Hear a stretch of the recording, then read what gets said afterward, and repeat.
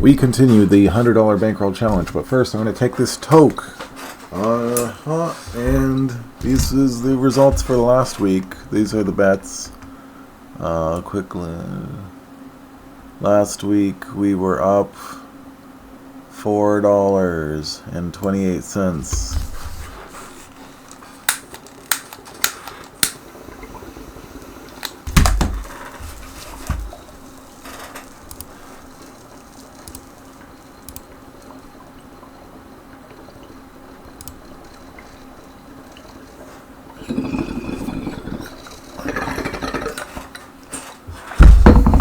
And for my picks in particular, I only picked one underdog, one underdog, but all the favorites won anyways, so I was up 1.55. And so I put that into a sheet with all the predictors, 1.55, and of course the best predictors, BetSam, Attic, Wager Zone. I'll use all these people to make my bets for every week. So this week, these are my picks. I think I'm picking two underdogs. I think it's like this guy and who cares? Who gives a fuck? I was like up at my parents' cottage this week having such a great time watching like engineering videos with my dad, and I mean learning so many things just watching YouTube actually, but he has so many cool YouTube channels that he was showing me, like this one guy, Cursed Controls. If you're you just watch his videos, Cursed Controls. He's like a really funny electrical engineer kind of a guy. It's really fun times. So no tape study. Life is too good, and I have so many little projects, and big projects. So tape study on these little cards. It's a great little hobby, and I always will have something to do, let alone just playing video games. But I mean, yeah, I don't want to spend too much time, so that's why I think I got this Excel sheet that I don't even have to do tape study. Tape study is fun though, but I can just let the best predictors make all the picks. And I didn't even listen to most of these people because I got their picks from Prediction Tracker, but actually he was wrong last week. He was right in his finalized video, but in his during the week video he put out a wrong pick for somebody, and it ended up being the wrong pick ended up winning. But anyways, so you can't really trust that, but I listened to BetSam, and I listened to everybody who Prediction Tracker didn't have. My own picks, I'm doing two underdogs. Why am I picking these underdogs? Noah Gunya. Oh yeah, this guy has Betty. Well, you're the Ox versus Milos Janikic.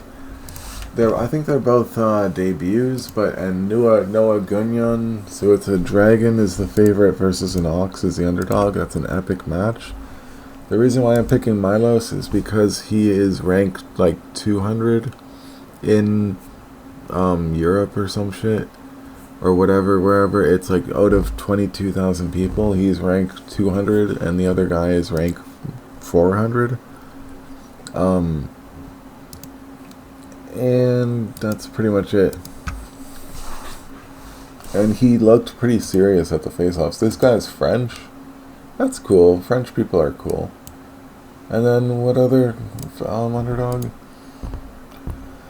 Yeah, Robert Valentin. He's lost a lot of fights, and he said he was suicidal after losing a fight one time, and then he won his last fight and he cried after, which is really cool.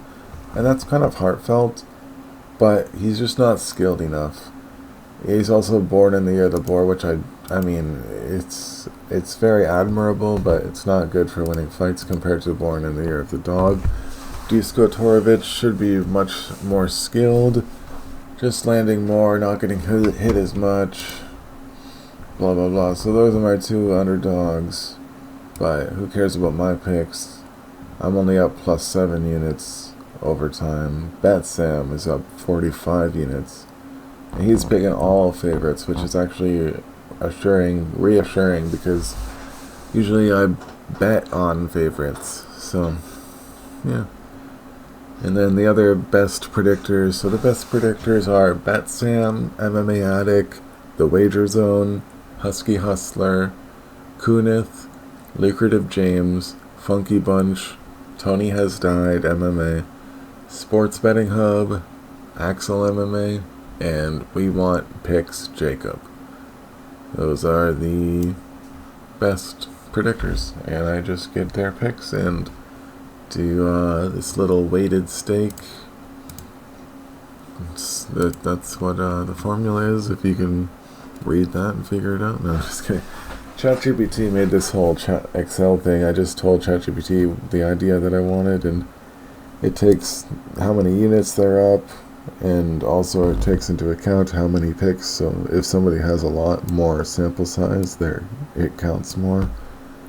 And then I do a scale to make it at 5, so that this is representing a percent of your bankroll, and I juice it up to a 5% max, and then I put a confidence factor as well as multiplying it by your bankroll. My bankroll is $102.71.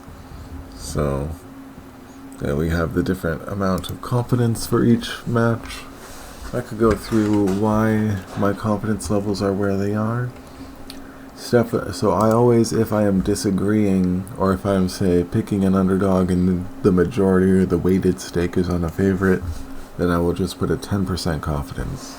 I'll still bet on it, even if I'm picking against it. And the lowest I'll usually do if I'm agreeing with something but I have low confidence is 20% confidence. And the lowest I am doing a low confidence on Luciano because Spastic is the year of the dog. I do the Chinese zodiac thing. I'm into that. And 50% confidence on Lekka because he's fucking huge, and he's born in the year of the horse Pisces. That's actually sick. Pisces are very cool because it's the feet, which is good for footwork. Monkey Aries. This is actually going to be an incredible match. But horse is too physical, I think. Who knows? Anyways.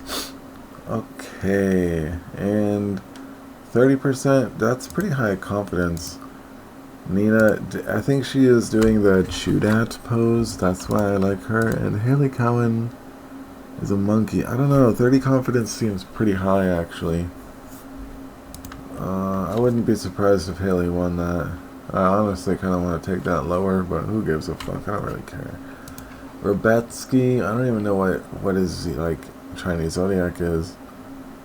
Kyle Prepelek, he just looked huge at the face-offs. Kyle Prepelek looked really big at the face-offs, so I'm only doing 20% confidence in Rebetsky, especially at this line. It's just a huge, wide line, and not into that. I know Rebecki is always small in all of his matches, and he's like a dog, but it's just too wide of a line. I'm not really into it, but it's fine. I don't care. Still more fun to put something on it. And Bogdan, Bazookia, I think I don't know, born in the year of the ox. I don't really know anything about these people. Bogdan Grad, why am I picking him? I don't know. I'm low. It's low confidence. I should just pick Bazookia because he's born in the year of the ox. So I'm just doing low confidence and picking the favorite for some fucking reason. Like super smooth brain. I don't really care. I didn't even look at this at all. Bogdan's gonna lose. Bogdan's probably gonna lose. He's born in the year of the boar. Like what?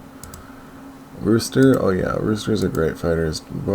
Greatest fighter of all time is George St. Pierre, born in the year of the Rooster. And Mark Vologden, Dragon 2. Man, this is going to be a great match. This is going to be actually a really fun fight. Mark Vologden versus a Rooster now? Rooster's like kind of hold down the line. Like if you draw a line, like, you know, rooster's not gonna let you cross the line, but the rooster might die trying to defend the line. You know, like this could get bloody. Oh boy, that's gonna be a great one, man. Vologden versus a rooster. That's good. All right, now, a tiger versus ox. Michael Oliveira, the tiger, versus Oban Elliott, the ox. Well, just based off physicality, I guess. But the line is too wide, so I put it on very low confidence, just because the line is wide, and he's like super like I bet Sam was saying the tape that he was like not that impressive. Ludovic Klein is a bore, so of course you have to have lower confidence on him. But he just showed he has much better like competition strength of schedule and topology, and the UFC stats are much better for him. So yeah, Tovik is like a really big cheater and born in the year of a snake, which I really like. So I honestly should probably take some confidence away from this. I should have this at 20% confidence, just because Tovik, he did lose his first fight in the UFC though, and had to cheat against a tall, skinny guy to get the takedowns and the cage grabs. So probably not going to be able to cheat. People are going to be aware of him, and I think the UFC set him up to lose because they're like, fuck cheaters. Dragon versus Ox, and again, this is a great card. This is going to be great fights.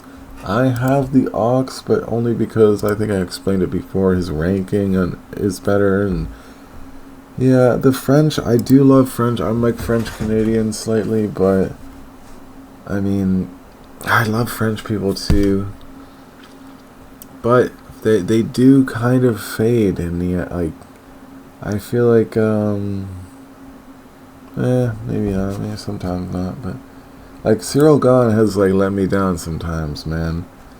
Like he's winning the first 2 rounds against Francis Ngannou, and then Francis Ngannou successfully becomes a wrestler, and he just can't do anything about it. It's crazy, man. Anyways, we were talking about this card, right? Yeah, Medic versus Rodriguez card. All right. Now, why am I picking another Dusko? Oh yeah, I already explained that. He's born in the year of the dog versus a boar, and he has better stats. Now, Rakic versus Tybura. I actually kind of wanted to pick Tybura. He's the year of the ox versus monkey, but ultimately, I'm going with my brain because of the tape, because of the strength of schedule, and well, really, I don't think that Tybura is that bad. So I wouldn't be surprised at all. I should have this probably at 30%, not 35%, but I don't really give a fuck. I think something about everybody saying it's a slam of the week, like I think a slam of the week consideration made it higher. Who cares? Navajo Sterling was also slam of the week consideration, so I put that kind of higher. Even though, well, if Jan was like even 2 years younger, and Navajo kind of got exposed against Ion Kutalaba last fight, so if Jan was like fraud checking Izzy Adesanya as a huge underdog and shit when Izzy was in his prime, so Jan Blachowicz loves fraud checking. This would be the perfect opportunity if he was younger.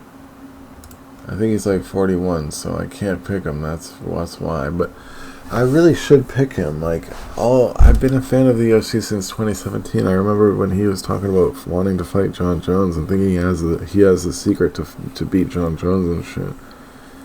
Like, man, I gotta reconsider. Well, I'm done reconsidering anything. These are the bets. I could have put this. Well, who gives a fuck?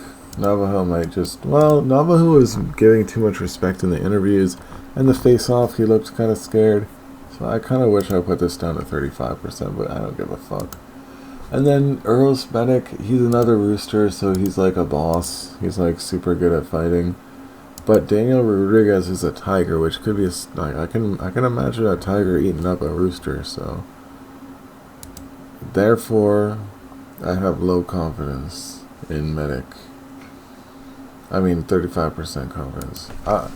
Ever since Ilya Taporia lost to Justin Gaethje, I kind of want to have lower confidence in things. So I have the highest amount of confidence in Jovan Leka, who is also Bat Sam's Slam of the Week. But these are, just my bets based on this Excel sheet plus my confidence. So, who knows? Tune in next time on Judge Judy.